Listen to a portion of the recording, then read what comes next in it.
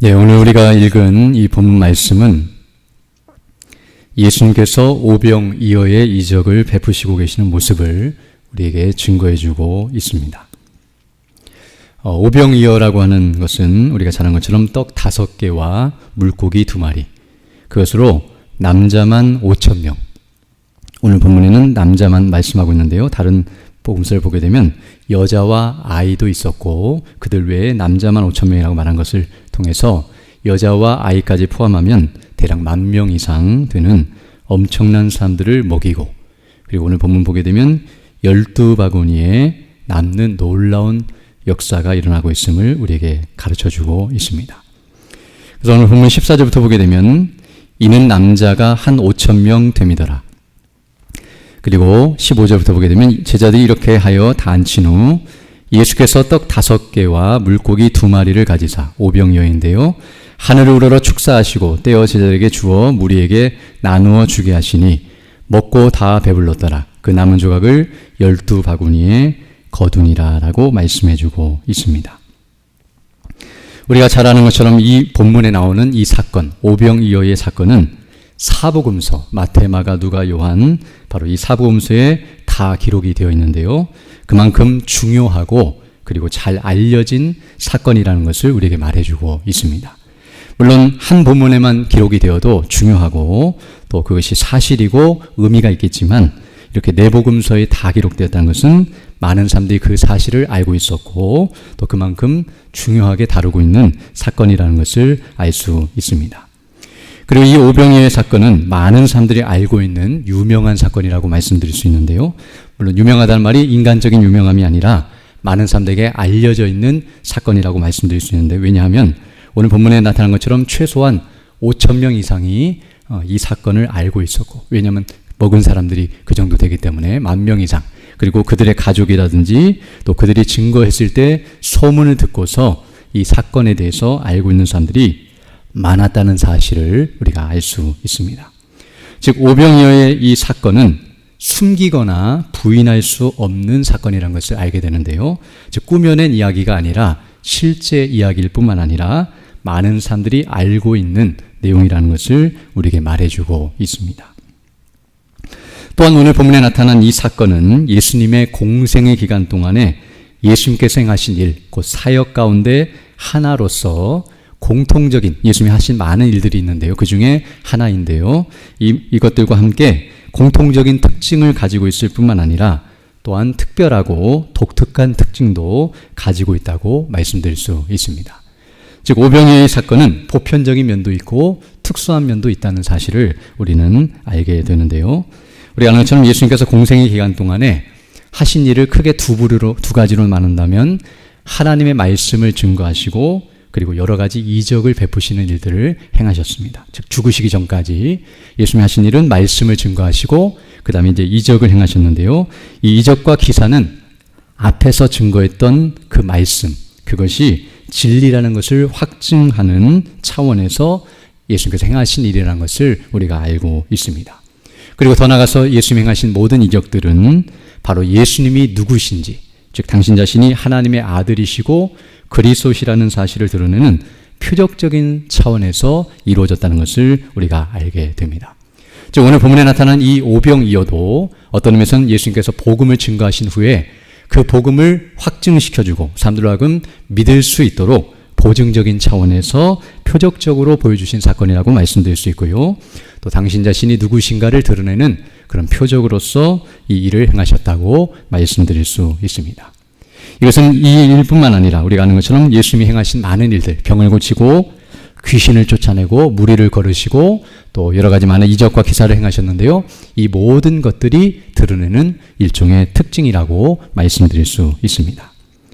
그러나 이런 보편적인 특성을 갖고 있음과 동시에 오늘 본문에 나타난 이 오병이어는 다른 이적들과는 좀 다른 차원의 의미를 갖고 있고 또 그런 공통적인 특징보다는 좀 차원이 다른 내용들을 다루고 있다고 또 말씀드릴 수 있는데요, 즉 예수님께서 행하신 다른 사역들과 비교해 볼 때에 그것과는 좀 구분이 되는 특수한 면이 있다고 말씀드릴 수 있습니다. 어떤 면에서 그러하냐면 앞서 말씀한 것처럼 예수님이 행하신 많은 이적들을 보게 되면 각종 병을 고치시고 그리고 귀신을 쫓아내시는 일이 보편적으로 반복적으로 계속 일어났다는 것을 알 수 있습니다. 그 일은 어떤 의미에서는 병을 고치는 것은 인간 세계를 다스리시는 주님 되심을 보여준다고 한다면, 귀신을 쫓아내시는 것은 영적인 세계를 다스리시는 예수님의 모습을 보여준다고 말씀드릴 수 있습니다. 그리고 그것과는 좀 차원이 다른 영역도 예수님께서 말씀하셨는데요. 바로 자연 세계까지 다스리시는 주님 되심을 보여주는데요. 바로 물 위를 걸으시는 것, 그리고 풍랑을 잔잔케 하시는 것, 그리고 우리가 잘 아는 가나에서 물을 포도주로 변화시키시는 것, 그리고 오늘 본문에 나타난 것처럼 떡을 또 물고기를 이렇게 많이 늘어나게 하셔서 오병이어로 수많은 사람들을 먹이시는 이런 사건들은 앞에서 말했던 병을 고치거나 귀신을 쫓아내는 것과는 좀 다른 영역에서 일하시는, 다른 차원에서 일하시는 그런 특수성이 있다고 말씀드릴 수 있습니다. 즉 예수님께서는 인간 세계, 자연 세계, 그리고 영적인 세계까지 모든 세상을 창조하시고 다스리시는 분이시라는 것을 이런 여러 가지 사건들을 통해서 종합적으로 보여주고 있음을 알 수 있습니다. 그러나 그와 함께 오늘 이 본문의 사건, 오병이어라고 하는 것은 이렇게 다른 영역도 있지만 어떤 면에서는 좀 특수한 면이 있다고 할 수 있는데요. 이것은 공개적으로 예수님께서 행하셨다는 사실을 볼 때에 그러합니다. 어떤 일들은 예수님께서 많은 사람들, 즉 소수가 아닌 다수의 대중을 대상으로 지금 이 일을 행하고 계신데요. 5,000명 이상이었는데요. 물 위를 걸으시는 사건이나 물을 포도주로 바꾸는 사건은 제자들이나 하인들이나 또는 몇몇 사람들만 보게 하시고, 또 죽은 자를 살리시는 것도 그렇게 몇몇 사람들에게만 보여주셨지만, 이 오병이어의 사건은 몇몇 사람이 아니라 엄청난 수의 사람들에게 보여주시고 알려주셨다는 것, 즉 공개적으로 이 일을 행하고 계시다는 사실을 우리에게 보여줍니다. 그런데 이런 특성도 갖고 있지만 공개적으로 하시면서도 또 한 측면은 제한적으로 행하고 있다는 것을 알게 되는데요. 제한적이란 말은 일상적이지 않고 그냥 통상적으로 항상 있는 일이 아니라 특별한 일로 취급하시고 그 일을 행하고 계시다는 것을 말해주고 있습니다. 즉 예수님의 공생의 사건을 보게 되면 병을 고치거나 귀신을 쫓아내는 일들은 빈번히 자주 일어났지만, 이렇게 오병이어와 같은 사건은 자주 일어난 것이 아니라 몇 번, 뒤에 가서 이제 살펴보겠지만 또 칠병이어의 사건이 일어나기도 했었지만 성경을 보게 되면 그런 사건이 2번 정도밖에는 일어나지 않았다는 것을 우리에게 말해주고 있습니다. 지난번에 살펴본 것처럼 회당장 야이로의 딸을 살리시거나 죽은 자를 살리시는 사건들도 공개적으로 하신 부분보다는 어떤 의미에서는 조금 제한적으로 행하신 부분이 더 많았고, 많은 사람들이 그것을 알지 못하도록 감추시는 부분이 있었다는 것을 우리가 알게 되는데요. 그러나 오늘 이 본문은 바로 공개적이면서도 그러나 제한적으로 행하셨다는 사실을 우리에게 말해주고 있습니다. 그리고 이와 함께 우리가 지금 여러 시간에 걸쳐 살펴본 것처럼 예수님께서 행하시는 모든 일들, 그분이 하신 말씀이라든지 그분이 행하시는 모든 행사들은 하나님의 뜻을 따라서 의도적으로 행하시는 것이라는 것을 우리는 계속 살펴보고 있습니다. 즉 아무 생각 없이 또는 다른 사람들의 생각을 따라서 즉흥적으로 우연히 아무렇게나 행하시는 일이 아니라 하나님의 뜻을 따라서 그 뜻을 그대로 이루시는 방편으로, 그리고 의도적으로 일부러 그 일을 행하고 있다는 사실을 가르쳐주고 있습니다. 그럼 우리가 오늘 이 오병이어의 사건도 그냥 배고파서 갑자기 일어난 사건이거나 또 마지못해 사람들이 요청해서 일어난 사건이거나 또는 어쩔 수 없이 일어난 사건이 아니라 하나님의 뜻을 따라서 그 거룩하신 뜻 안에서 분명한 목적과 의도를 가지고 행하신 사건이므로 우리가 그것이 어떤 의미를 갖고 있는지, 바로 그 속에 담겨져 있는 하나님의 뜻이 무엇인지를 분별하고 확신해야 하며 그 뜻을 따라 살아가는 우리 모두가 되어야 할 줄로 믿습니다. 요한복음 6장 38절로 39절을 보게 되면 예수님께서 이렇게 말씀하셨는데요. 내가 하늘에서 내려온 것은 내 뜻을 행하려 함이 아니요 나를 보내신 이의 뜻을 행하려 함이니라. 물론 예수님과 성부 하나님이 한 분이셨기 때문에 같은 뜻이고 예수님 뜻대로 하셔도 하나님의 뜻이지만, 이것은 예수님께서 하나님의 뜻을 이루러 오신 분이라는 것을 강조하시는 표현인데요. 바로 예수님께서 이 땅에 오신 것은 아버지 하나님의 뜻을 이루기 위함이고, 그 뜻은 바로 나를 보내신 이의 뜻은 내게 주신 자 중에 내가 하나도 잃어버리지 아니하고 마지막 날에 다시 살리는 이것이니라 라고 말씀해 줌으로써 바로 하나님 아버지의 뜻은 바로 택하신 백성들을 구원하시고 그들로 이루어질 하나님 나라의 완성에 있다는 것을 우리에게 말씀해 주고 있습니다.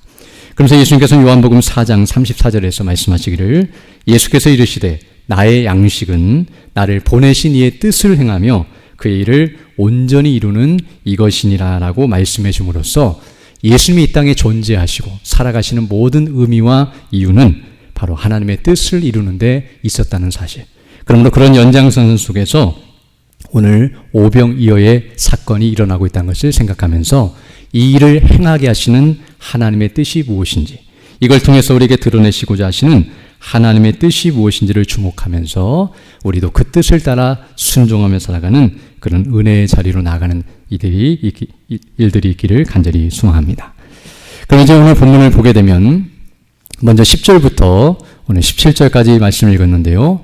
이 내용은 바로 오병이어의 이적이 일어나고 있는 배경, 그리고 그 과정과 그 결과를 우리에게 말해주고 있습니다.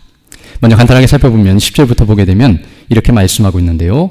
사도들이 돌아와 자기들이 행한 모든 것을 예수께 여쭈니 데리시고 따로 벳세다라는 고을로 떠나가셨다라고 말씀해주고 있습니다. 여기 사도들은 바로 12제자를 가리키는 표현인데요. 이들이 지금 돌아왔다는 것은 우리가 지난번에 살펴본 것처럼 9장 1절로 6절에서 말씀한 것처럼 예수님께서 12제자를 따로 부르시고 그들을 여러 동네로 보내시면서 복음을 증거하라고 파송한 일이 있었는데요. 바로 그 일을 마치고 돌아왔다는 것을 우리에게 말해주고 있습니다. 그리고 이제 그들이 여러 날 동안 여러 지역을 돌아다니면서 복음을 증거했기 때문에 어떤 면에서 많이 피곤하고 지친 그런 상태에 있었고 쉬어야 할 그런 때였기 때문에 예수님께서는 그들을 데리고 벳세다라고 하는 고을로 가셨고, 오늘 본문을 보게 되면 그곳이 빈들이었다고 말하고 있는데요. 마을이 아닌 마을 밖에 있는 한적한 곳으로 제자들을 이끌고 가셨다는 사실을 말해주고 있습니다. 그 이유는 예수님께서 그들이 피곤하고 쉬어야 했기 때문에, 그리고 또 같은 내용을 다루고 있는 마가복음 6장 30절로 31절을 보게 되면 그들이 음식 먹을 겨를도 없었다고 말씀하고 있는데요. 사도들이 예수께 모여 자기들이 행한 것과 가르치는 것을 낱낱이 고하니, 즉 복음 증거하고 돌아온 일을 말하자 이르시되 너희는 따로 한적한 곳에 가서 잠깐 쉬어라 하시니 이는 오고 가는 사람이 많아 음식 먹을 겨를도 없음이라 라고 가르쳐주고 있습니다. 즉 제자들이 지금 피곤한 상태에 있었고 또 사람들이 오고 가고 있었기 때문에 음식 먹을 겨를도 없었기 때문에 그들이 음식도 먹고 쉴 수 있도록 벳세다 빈들로 지금 데리고 가고 있는 모습이라는 것을 알게 되며, 또 그들뿐만 아니라 예수님도 육신적으로는 피곤하고 그리고 식사를 제대로 하지 못하신 상태라는 것 또한 우리가 알 수 있습니다. 그런데 오늘 본문 11절을 보게 되면 이런 예수님과 제자들에게 지금 사람들이 모여 찾아들고 있다는 것을 우리에게 말해주고 있습니다. 11절 보게 되면 무리가 알고 따라왔거늘 예수께서 그들을 영접하사 하나님 나라 일을 이야기하시며 병 고칠 자들을 고치시더라라고 가르쳐주고 있습니다.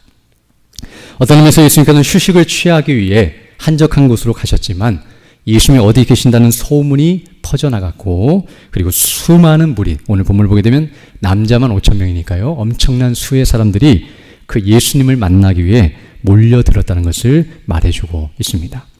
오늘 본문엔 자세히 나와 있지 않지만 다른 본문 마가복음 6장을 보게 되면 오늘 똑같은 내용을 오병이어의 사건을 다루고 있는데 거기서는 어떻게 말씀하고 있냐면 바로 예수님께서 다른 마을로 갈 때에 배를 타고 움직였는데 사람들이 배 타고 움직이는 예수님을 보면서 도보로 땅으로 이동해서 먼저 그곳에 가서 도착해서 기다리고 있다가 예수님을 만나고 있었다고 말하고 있습니다. 그래서 마가복음 6장 32절로 34절 보게 되면 이에 배를 타고 따로 한적한 곳에 갈새 그들이 가는 것을 보고 많은 사람들이 그인 줄 알지라 모든 고을로부터 도보로 그곳에 달려와 그들보다 먼저 갔더라.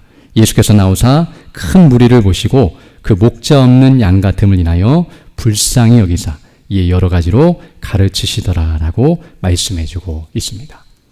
앞서 말씀한 것처럼 피곤하고 지치고 힘든 시간이었기 때문에 인간적으로 보면 정말 쉬고 싶고 그리고 귀찮은 마음이 들 수 있는 상황이지만, 그러나 오늘 본문을 보게 되면 예수님께서는 오히려 그들을 영접하시고, 그리고 그들에게 하나님의 나라의 일, 곧 복음인데요, 하나님의 뜻을 그들에게 증거하시면서 여러 병 고칠 자들을 고쳐주시는 이런 사역을 계속 행하셨다는 사실을 우리에게 말해주고 있습니다. 즉 예수님도 사람이셨기 때문에, 우리와 똑같은 몸을 갖고 계셨기 때문에 육신적으로는 여러 가지 어려운 환경 속에 있다 할지라도 오히려 예수님은 제자들을 챙기시고, 그리고 사람들을 불쌍히 여기시면서 자신의 몸은 돌아보지 아니하시고 하나님의 뜻대로 이 모든 일을 행하고 계시다는 것을 우리에게 가르쳐주고 있습니다. 앞서 말씀드린 것처럼 바로 이런 모습은 바로 우리가 본받아야 할 모습이라는 것을 알게 되는데요, 바로 예수님께서 이와 같이 행하신 것처럼 우리도 하나님의 뜻을 따라 순종함에 있어서 나의 형편과 나의 상태와 나의 환경을 따지고 그것 때문에 못하겠다고 따지거나 원망하거나 불평하는 것이 아니라, 도리어 하나님이 원하신다면, 하나님의 뜻이라면 그 일에 온전히 순종할 수 있는 능력과 은혜를 달라고 간구하고 믿음으로 순종하며 나가는 일이 있어야 할 줄로 믿습니다. 정말 우리가 무엇을 위해 이 땅에 존재하고 또 무엇을 위해 살아가는지를 항상 기억하면서 앞에서 계속 말씀드린 것처럼 예수님처럼 하나님의 뜻을 중심에 두고 그 뜻을 이루어가는 일에 우리의 삶 전체를 드리며 그 일을 위해 수고하며 살아가는 우리 모두가 되게 할 줄로 믿습니다. 그리고 이제 오늘 본문 12절을 보게 되면 이제 이런 일을 예수님께서 행하시는 가운데 날이 저물어 가고 있다고 말하고 있습니다. 언제부터 이 일을 행하셨는지 모르겠지만 이제 저물어서 집으로 돌아갈 수밖에 없고 이제 흩어질 수밖에 없는 그 저녁 때까지, 일을 멈추실 때까지 일이 진행되었다는 것을 말해주고 있고요. 이 저물 때라고 하는 것은 이제 식사를 해야 하고, 저녁 식사를 해야 하고 이제 집으로 가서 쉬어야 하는 그런 시간이라는 것을 우리에게 말해주고 있습니다.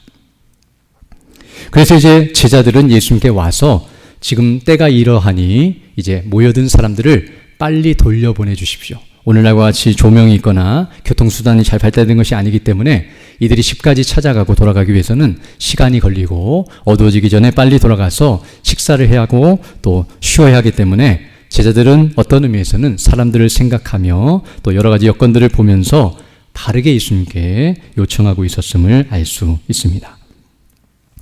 그래서 오늘 12절 보게 되면 날이 저물어가며 12사도가 나와 여짜오되 무리를 보내어 두루 마을과 촌으로 가서 유하며 먹을 것을 얻게 하소서. 우리가 있는 여기는 빈들이니이다. 빈들이어서 먹을 것도 없고 잘 곳도 아니기 때문에 어떤 의미에서는 또 만나기 위해서는 다음날 오기 위해서 집으로 가서 아니면 근처에 있는 곳으로 가서 숙식을 하고 또 준비하고 오도록 이끌 것을 요청하고 있습니다. 그런데 오늘 본문 13절을 보게 되면 예수님께서 하시는 말씀은 그들이 기대하는 것과는 전혀 다른 모습이란 것을 알게 됩니다. 13절 보게 되면 이렇게 말씀하고 계시는데요, 예수께서 이르시되 너희가 먹을 것을 주라 라고 말씀하고 계십니다. 정말 이것은 충격적인 말씀이 아닐 수 없는데요, 여기 오늘 본문을 보게 되면 예수님께서 내가 먹을 것을 줄 것이다 라고 말씀하지 않고 너희가 먹을 것을 주라고 말씀하고 있습니다. 그렇기 때문에 지금 제자들이 먹을 것이 있는 걸 찾고 다녔고, 그리고 그렇게 할 수 없다고 지금 여러 가지 이유를 대면서 예수님께 말씀하고 있는데요, 걱정하지 마라, 내가 먹을 것이다. 그리고 이렇게 하라고 말씀하지 않고 내가 너희들이 먹을 것을 주라고 그렇게 요청하고 있음을 알게 됩니다. 어떤 면에서 이 말씀은 제자들에게 있어서 현실을 모르시고 무리한 요구를 하는 것처럼 들려졌을 것입니다. 지금 여기 그들에게 있는 현실은 무엇이냐면 그들에게 있는 것은 떡 5개와 물고기 2마리, 그것은 한 어린아이의 도시락에 불과한 적은 양의 음식이었는데요, 그들의 현실은 정말 이들을 먹이기도 힘든, 단 한 명도 먹을까 말까 한 그런 적은 양의 양식만 있었고, 설령 이들을 다 먹인다 할지라도 엄청난 돈이 필요하고, 그리고 그 일을 하려고 해도 실제로 불가능하다는 것을 말하고 있습니다. 오늘 본문이 아닌 다른 복음서를 보게 되면 200데나리온, 한 사람이 하루 일하는 그것을 1데나리온이라고 하는데요. 약 200일 동안 일할 정도의 분량이 있어야 이 사람들 다 먹일 수 있을 뿐만 아니라 설령 200데나리온이 있어도 사실은 이들 먹일 떡이 다 준비가 되어 있지 않기 때문에 설령 돈이 있어도 사올 수도 없는 상황이라는 것을 알게 됩니다. 즉 어떤 면에서 보든지 지금 이들의 모습은 아무것도 할 수 없는 정말로 불가능한 상태에 있는데 예수님께서는 도리어 그 일을 행하라고 명령하고 있음을 보게 됩니다. 이처럼 우리도 하나님의 뜻을 따라서 그 말씀에 순종하려 할 때에 이러한 어려움을 경험할 때가 많이 있음을 보게 됩니다.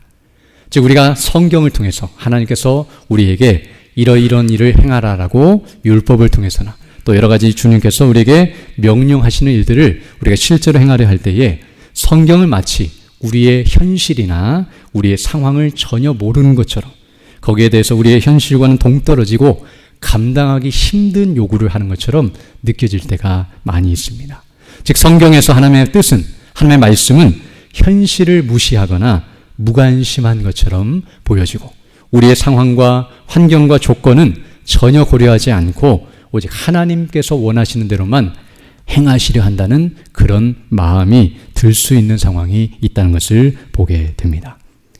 그러나 우리가 오늘 본문을 통해서 분명히 알아야 할 것은 오늘 본문에서 예수님께서 너희가 먹을 것을 주어라 라는 이 명령은 예수님께서 그들의 현실이나 상황을 모르고 계시거나 그들에게 무리한 요구를 하고 계신 것이 아니라 도리어 은혜와 능력의 말씀을 하고 계시다는 것을 우리는 알아야 합니다.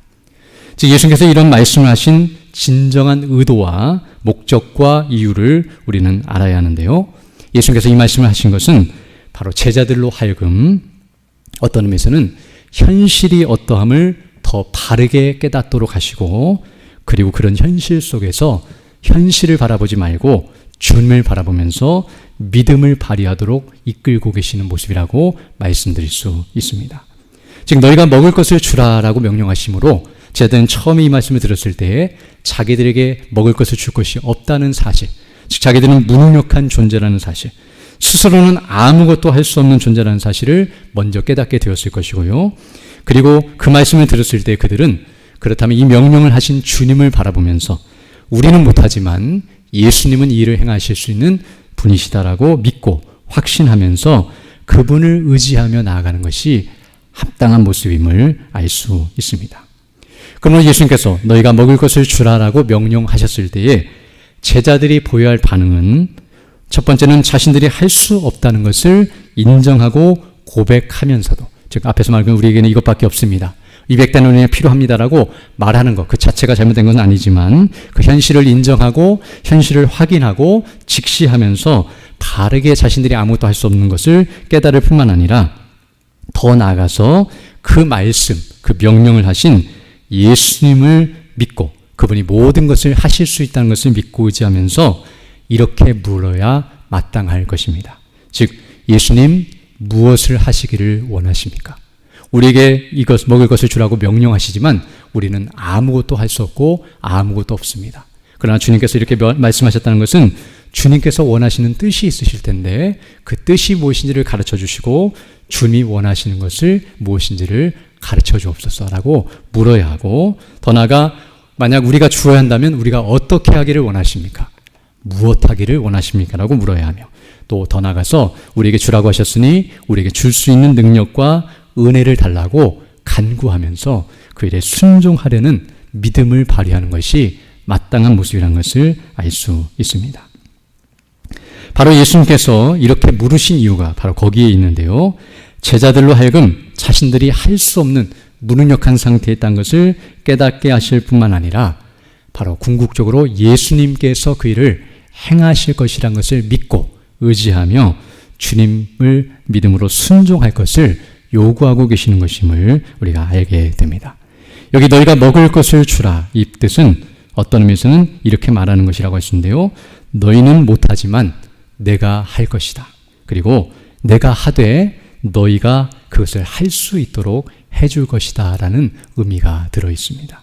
즉 너희가 먹을 것을 주라는 말은 너희가 할 수 없지만 내가 너희가 먹을 것을 주는 이를 행하도록 이끌 것이다라고 말하고 있음을 알게 되는데요. 바로 오늘 본문 14절로 이어서 나오는 14절로 17절에서 바로 그 명령하신 대로 그대로 행하고 계시는 모습을 말씀해 주고 있습니다. 그래서 이렇게 말씀하고 있는데요. 이는 남자가 한 5,000명 됨이더라. 14절입니다. 제 아들에게 이르시되 때를 지어 한 50명씩 앉히라 하시니 제 아들이 이렇게 하여 다 앉힌 후 예수께서 떡 5개와 물고기 2마리를 가지사 하늘을 우러러 축사하시고 떼어 제자에게 주어 무리에게 나누어 주게 하시니 먹고 다 배불렀더라. 그 남은 조각을 12바구니에 거두니라 라고 말씀해 주고 있습니다. 오늘 본문을 보게 되면 제자들이 하는 것이 아니라 예수님께서 하고 계십니다. 즉 사람들을 앉히라고 명령하시고 그리고 떡 5개와 물고기 2마리를 가지고 축사하신 후에 그것을 나누어 주고 계십니다. 바로 이 일은 예수님께서 하고 있는데요. 그런데 오늘 본문을 보게 되면 예수님께서 직접 사람들에게 나눠주시는 것이 아니라 오늘 본문을 보게 되면 먼저 예수님은 제자들에게 나눠주셨고 떼어서 그리고 제자들이 무리들에게 나눠주고 있음을 보게 됩니다. 제가 앞에서 말한 것처럼 너희가 먹을 것을 주라는 이 명령처럼 예수님께서 그 먹을 것을 주고 계시고 바로 제자들이 그 일을 행할 수 있도록 은혜와 능력을 베푸시고 계시는 모습이 오늘 본문에 나오고 있습니다. 이것이 바로 오늘 본문에 나타난 오병이어의 이적의 모습입니다. 우리는 이 모습을 통해서 바로 예수님의 능력과 은혜 그리고 그 예수님을 믿고 순종할 때에 우리에게 베푸시는 능력과 은혜가 어떠함을 다시 한번 깨닫게 됩니다. 정말 예수님이 가지신 능력과 그 베푸시는 은혜가 얼마나 놀랍고 영광스러운지 바로 예수님께서는 이 오병이어의 이적을 통해서 당신 자신의 능력과 은혜를 나타내고 계시며 바로 이 이적을 통해서 이적 속에서 바로 그 능력과 은혜가 빛나고 있다고 말씀드릴 수 있습니다. 그래서 이제 그 부분을 좀 더 깊이 있게 살펴보기를 원하는데요. 첫 번째로 오늘 본문에 나타난 이 오병이어의 이적을 보게 되면 오병이어, 즉 떡 5개와 물고기 2마리로 남자만 5,000명 이상을 먹이는 이 엄청난 일은 제자들이 인정하고 고백했던 것처럼 사람으로서는 할 수 없는 일이라는 것을 알게 되며 이것은 오직 하나님만 하실 수 있는 창조주의 능력이라는 것을 알게 되는데요. 바로 예수님께서 이 일을 행하심으로 말미암아 오병이어의 이적은 하나님의 능력이요 창조주의 능력으로 행하는 것임을 분명하게 드러내시고 당신 자신이 바로 하나님의 아들 되심과 창조주 되심과 그분의 능력이 어떠함을 분명하게 드러내시는 사건임을 알 수 있습니다. 그리고 더 나아가서 오늘 이 오병이어의 이적은 단순히 예수님의 능력만을 나타내고 있는 것이 아니라 이것이 예수님의 은혜라는 사실 또한 가르쳐주고 있습니다. 즉 오병이어의 이적은 예수님의 능력이 드러나고 증거되는 사건일 뿐만 아니라 예수님의 은혜의 사건이라는 것을 우리에게 가르쳐 줍니다. 왜냐하면 서두에서도 말씀드린 것처럼 이 오병이어의 이적은 아무도 기대하거나 요구한 것이 아니라 오직 예수님께서 은혜로 행하신 일이기 때문입니다. 우리가 쭉 살펴본 것처럼 지금 제자들이 예수님께 와서 이런 일을 행해달라고 요청하고 있지 않습니다. 더 나아가 사람들도 이것을 기대하거나 그것을 요구하지 않습니다. 아니 이것은 요구할 수도 없고 요구해도 들어줄 수 없는 일이라는 것을 우리가 알 수 있습니다. 오병이어의 이적, 앞에서 제가 말씀드린 것처럼 공개적으로 행하셨지만 제한적으로 행하셨다고 말씀드렸는데요. 이 오병이어의 이적은 평소에 예수님께서 줄기차게 또 반복적으로 행하신 일이 아니었다는 것을 우리에게 가르쳐 줍니다.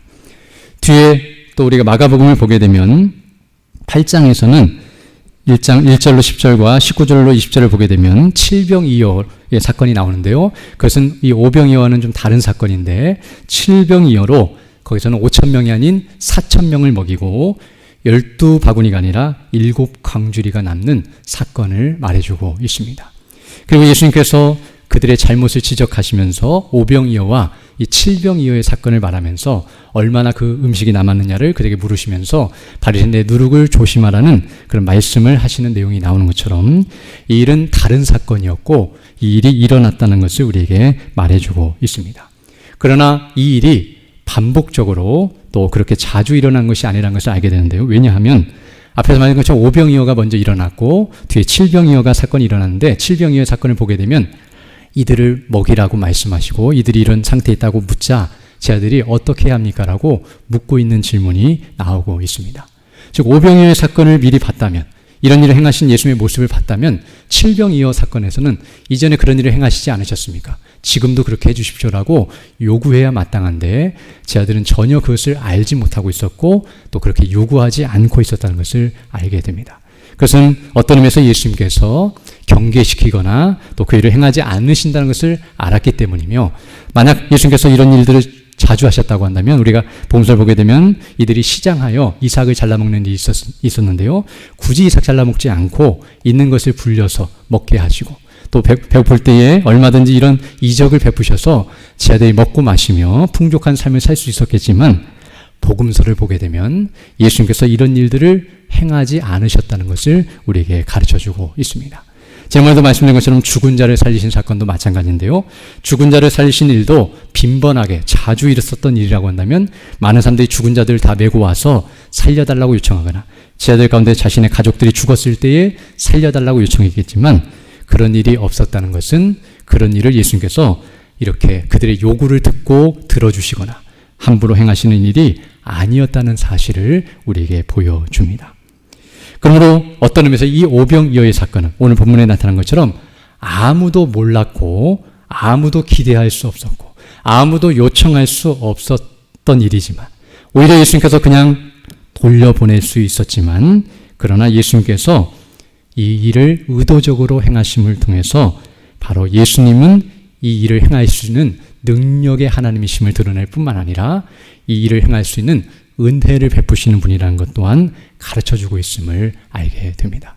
즉 예수님의 능력은 우리가 원할 때 얻을 수 있는 것도 아니요 우리가 요구한다고 해서 얻을 수 있는 것이 아니라 하나님의 은혜로 말미암아 믿음을 따라서 우리에게 주시는 것이라는 사실을 가르쳐주고 있는 말씀입니다. 그러므로 이 오병이어의 이적을 통해서 우리가 첫 번째로 깨달을 것은 바로 이것을 통해 예수님의 능력과 예수님의 은혜가 어떠한지를 깨닫고 정말 그 능력과 은혜를 힘입고 그 은혜를 따라 살아가는 우리가 되어야 할 줄로 믿습니다. 그리고 이제 두 번째로 오늘 이 오병이어의 이적은 더 나아가서 예수님께서는 우리의 육체의 연약과 필요를 알고 계시고 또 그것을 채워주시는 능력과 은혜를 가지고 계신 분이란 것 또한 우리에게 가르쳐 줍니다. 오늘 본문을 보게 되면 예수님께서 굶주리고 있는 이 수많은 사람들을 떡으로 또 물고기로 먹이시고 계시는 모습이 나타나고 있는데요. 이것은 바로 어떤 의미에서는 우리의 현실과 우리의 상태를 다 알고 계시면서 거기에 관심을 갖고 계신 모습이라는 것을 보여줍니다. 즉 예수님이 우리 현실도 모르시고 무관심하시거나 무시하시는 분이 결코 아니라는 것을 이 오병이어의 사건은 우리에게 가르쳐 줍니다. 만약 정말 예수님께서 우리가 어떤 상태에 있는지를 모르셨다면 오늘 여기서 이렇게 먹이시는 것이 아니라 먹이지 않고 그냥 계속 머무르게 하셨을 것입니다. 먹지 않아도 말씀 듣는 게 더 중요하고 시장하고 힘들어도 은혜 받는 게 더 중요하다고 생각하면서 말씀하시면서 먹을 것도 주지 아니하시고 우리 형편과 사정을 이해하지도 않으시고 무조건 따르라, 무조건 은혜 받으라라고 그렇게 요청하시는 모습으로 나타날 수 있겠지만 예수님께서는 그들이 불쌍하게 여기시고 또 다른 복음을 보게 되면 그들이 돌아가다가 기진하여 쓰러질 것을 생각하시면서 그들의 배고픔과 그들의 육신의 연약함과 필요가 무엇인지를 아시고 또 그것을 관심을 가지시면서 이렇게 채워주시고 계시는 모습이라는 것을 우리에게 가르쳐주고 있습니다. 또한 예수님께서 우리 현실과 이런 것들을 모르셨다면 그냥 돌려보내셨을 것인데요. 무책임하게 그냥 돌려보내도 그것도 잘못된 일인데요. 왜냐하면 앞서 말한 것처럼 이들을 돌려보내도 가까운 거리에 이들이 다 숙식할 수 있는 자리가 없었을 것이기 때문에 가도 돈도 없고 먹을 것도 없어서 더 굶주리거나 고통 가운데 있을 것이기 때문에 그냥 이들을 돌려보내는 것 또한 잘못된 모습처럼 보여질 수 있습니다. 그러나 예수님께서는 이들의 모든 연약과 또 그들의 필요가 무엇인지를 다 섬세하게 보고 계시고 알고 계시며 이와 같이 오병이어의 사건을 통해서 그들을 먹이시고 입히시는 은혜와 능력을 베푸시고 계시는 모습을 우리가 깨닫게 됩니다.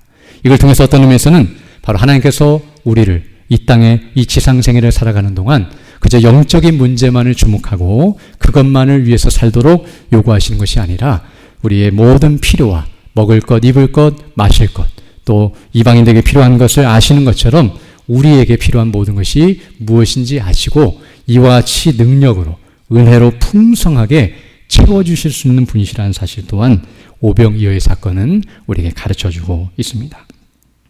그러나 더 나아가서 오늘 본문은 우리가 여기서 머무르지 말고 더 나아가야 하는데요. 세 번째로 이 오병이어의 이적은 바로 우리의 육신의 문제뿐만 아니라 영적인 문제, 곧 우리의 영혼의 연약과 필요를 아시고 채워주시는 능력과 은혜의 주님이심을 우리에게 보여준다는 것을 깨닫게 됩니다. 사실은 이것이 가장 중요하고 핵심적인 내용입니다. 오늘 예수님께서 이 오병이어의 이적을 베푸신 것은 바로 이 사실을 가르쳐주기 위함인데요. 바로 우리의 영혼을 먹이시고 입히시며 살리시고 온전케 하시는 능력의 하나님이시며 구원자 되심을 우리에게 보여주시는 일임을 우리가 알 수 있습니다. 오늘 우리는 누가복음을 봤지만 요한복음 6장을 보게 되면 거기서도 오병이어의 사건이 나오고 있는데요. 거기서 이 사건을 다 보고 나서 사람들의 반응이 6장 14절에 기록되어 있습니다. 거기 보게 되면 이렇게 말씀하고 있는데요. 그 사람들이, 즉 오병이어의 떡을 먹고 배부른 그 사람들이 예수께서 행하신 이 표적을 보고, 즉 오병이어의 이적을 보고 말하되 이는 참으로 세상에 오실 그 선지자라 하더라라고 말하고 있습니다. 즉 오병이어의 사건을 보면서 사람들은 예수님이 바로 세상에 오실 그 선지자라고 말하고 있는데요. 여기서 말하는 세상에 오실 그 선지자는 바로 신명기 18장 18절에서 모세가 하나님의 말씀을 증거하면서 메시아 곧 그리스도인데요. 그분이 오실 것에 대해서 예언하며 말씀하는 내용 가리키는 표현으로서 나타나고 있는데요. 신명기 18장 18절 보게 되면 내가 그들의 형제 중에서 하나님께서 말씀하신 내용입니다. 내가 그들의 형제 중에서 너와 같은 모세와 같은 선지자 하나를 그들을 위하여 일으키고 내 말을 그 입에 두리니 내가 그에게 명령하는 것을 그가 무리에게 다 말하리라 라고 말씀함과 같이 바로 지금 사람들이 말하는 세상에 오실 그 선지자는 바로 모세가 말했던 나와 같은 선지자와 같이 하나님께서 약속대로 오실 메시아 그리스도를 가리키는 표현으로서 사람들은 지금 오병이어의 이적을 보면서 지금 빈들, 광야와 같은 빈들에서 바로 떡을 먹이시는 이 예수님을 보면서 바로 이전에 광야에서 만나 떡을 먹이는 모세를 생각하면서 그 말을 떠올리며 바로 이 말을 하고 있었음을 알게 되며 또 예수님께서도 그것을 생각나도록 이 일을 행하고 계시다는 것과 또 요한복음을 보게 되면 모세의 일과 비교하면서 바로 이 사건을 말씀하심으로 바로 예수님이 누구신가 그리고 무엇을 하러 오셨는지를 분명하게 드러내시는 표적적인 사건으로 오병이어의 이적을 베푸셨음을 가르쳐주고 계심을 알 수 있습니다. 그러면 정리하면 바로 예수님께서는 이 오병이어의 이적을 통해서 궁극적으로는 자신이 바로 이런 능력을 베풀 수 있는 창조주 곧 하나님의 아들이시며 그리고 더 나아가 그리스도 메시아이심을 증거하시는 표적으로 보여주신 것임을 알게 되는데요. 바로 모세가 이스라엘 백성들을 출애굽시키고 광야에서 그들을 먹인 것처럼 물론 모세가 한 것이 아니라 하나님께서 그를 세우시고 그를 보내셔서 하나님이 모세를 통행하셨는데요. 바로 그 모세는 모형이었고 그 실체로 오신 분이 바로 예수님이신데 바로 예수님께서 이와 같이 택하신 백성들을 죄에서 구원하시고 영생을 주시는 구원자이심을 보여주시는 그런 표적적인 사건이 바로 오늘 본문에 나타난 오병이어의 이적이라는 것을 우리가 알 수 있습니다. 그러면 예수님께서는 이 오병이어의 이적을 통해서 바로 예수님 자신이 누구시며 무슨 일을 행하러 오셨는지를 분명하게 보여주고 계시고 바로 한마디로 말하면 예수님 믿고 구원을 받고 영생을 누리게 하시는 복음을 증거하시며 확증시키는 차원에서 바로 이 사건을 행하고 있다는 사실을 우리가 알 수 있습니다. 즉 사람들 앞에 이 일을 행하심으로 말미암아 하나님의 복음, 그리고 그 복음이 얼마나 확실하게 성취되는지를 보여주시는 차원에서 이 모든 일을 행하고 계시며 그것을 드러내시는 차원에서 이 일을 행하고 있다는 것을 우리가 알 수 있습니다. 그러므로 이처럼 오병이어의 이적은 우리를 죄에서 구원하시는 예수님의 능력과 은혜를 보여주는 능력의 사건이요 은혜의 사건임을 우리에게 다시 한번 가르쳐주고 있습니다. 그리고 이와 같이 우리를 구원하시는 예수님은 오늘 본문에서 같이 단순히 떡을 떼어서 제자들에게 나눠주셔서 사람들에게 나눠주는 것처럼 떡을 떼심으로 그 구원을 이루신 것이 아니라 자신의 살을 찢으시고 피를 흘리심으로 바로 십자가에 못 박혀 죽으시고 부활하심으로 우리를 구원하셨으며 그 은혜를 우리에게 베푸시는 분이시라는 사실 또한 가르쳐주고 있습니다. 어떤 의미에서 오늘 오병이어의 이적, 이것은 바로 광야에서 굶주린 사람들을 떡으로 먹임과 같이 모세도 그러하였고 지금 예수님도 실제적으로 그 일을 하고 있지만 이 모습은 영적으로 볼 때에 광야와 같은 세상에서 영적으로 굶주린 사람들에게 생명의 떡을 주고 계시는 모습, 곧 구원의 은혜와 능력을 베푸시고 계시는 예수님의 모습을 보여준다고 말씀드릴 수 있습니다. 그래서 요한복음 보게 되면 예수님께서 내가 바로 하늘로서 내려온 생명의 떡이며 나를 먹어야 영원히 살고 만나를 먹었어도 또 이런 떡을 먹어도 너희가 죽지만 바로 예수님을 먹는 것, 곧 예수님을 믿고 의지하며 그분과 연합되어 살아가는 것, 주님을 먹는다는 것은 바로 그분과 하나가 되어서 함께 살아가는 영생의 기쁨을 누리는 것을 말하는데요. 바로 이런 은혜를 주시는 분이라는 것을 말씀해 주고 있음을 알 수 있습니다. 그러면 우리는 이 말씀을 통해서 다시 한번 예수님이 누구신지 그리고 그분이 행하신 일이 무엇인지를 더 깨닫고 확신하면서 그 주님을 의뢰하고 신뢰하며 그 영생의 떡을 우리에게 달라고 간구하며 나아가는 일이 있어야 할 줄로 믿습니다. 우리가 아는 것처럼 많은 사람들은 이 사건을 보면서 떡을 먹고 배불러서 또다시 떡을 먹기 위해 예수님께 찾아왔지만 예수님께서는 이 표적을 보고 내가 누구인지를 바르게 믿고 영생을 얻도록 이끌시고 계신다는 것을 알게 되는데요. 바로 우리도 이 세상의 문제를 해결받기 위해 이 세상의 헛된 것들을 추구하면서 예수님께 나아가는 것이 아니라 우리의 영적인 문제와 영원한 문제를 중심에 두고 그것을 유일하게 해결하실 수 있는 분이 예수님밖에 없다는 사실을 믿고 의지하며 나아가는 일이 있어야 할 줄로 믿습니다. 오늘 본문을 보게 되면 이 떡을 먹이는 것 자체도 즉 5,000명이나 넘는 이 사람들에게 떡을 먹이는 것조차도 사람들은 제자들은 전혀 할 수 없는 일이었는데요.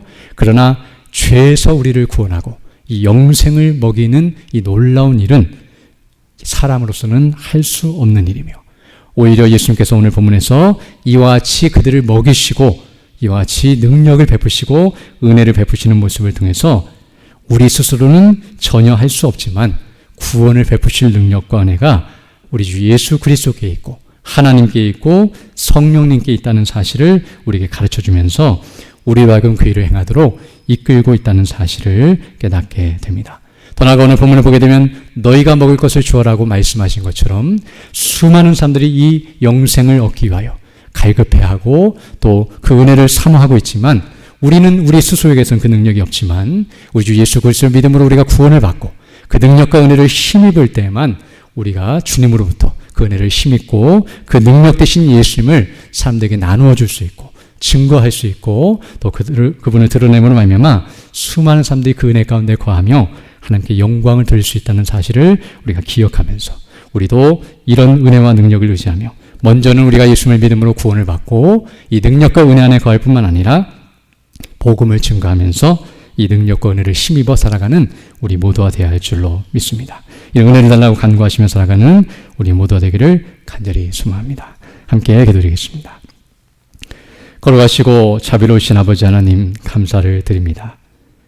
오늘 말씀을 통하여 다시 한번 우리의 영적인 실상을 보게 하시고 먹을 것이 없어 굶주리며 죽을 수밖에 없는 인생임을 다시 한번 가르쳐 주시고 죄와 허물로 죽어 있어 영원한 멸망 가운데 있는 죄들을 불쌍히 여기시고 은혜를 베푸시고 능력을 베푸사 우주 예수 그리스도 안에서 우리를 살리시고 영원히 살게 하시는 이 놀라우신 은혜와 영광을 다시 한번 깨닫게 하심을 감사드립니다. 우리가 정말 무엇을 먹을까, 무엇을 마실까, 무엇을 입을까를 염려하지 말게 하시고 정말 하나님의 나라와 그 의를 구하며 우리 주 예수님이 어떠하신 분이신지를 온전히 믿고 확신하며 그 은혜를 따라서 주께로 더 가까이 나아가며 주님 맡기신 사명을 바르게 잘 감당함으로 말미암아 정말 이 광야 같은 세상 속에서 사단이 우리를 넘어뜨리고 공격한다 할지라도 우리가 주일에 들었던 말씀처럼 이 승리하신 예수님을 믿고 의지하며 그 능력과 은혜를 의지하여 날마다 하나님께 영광 돌리며 복음을 증거하며 살아가는 우리 모두가 될 수 있도록 은혜를 더하여 주옵소서. 우리 주 예수님 이름으로 기도드립니다. 아멘.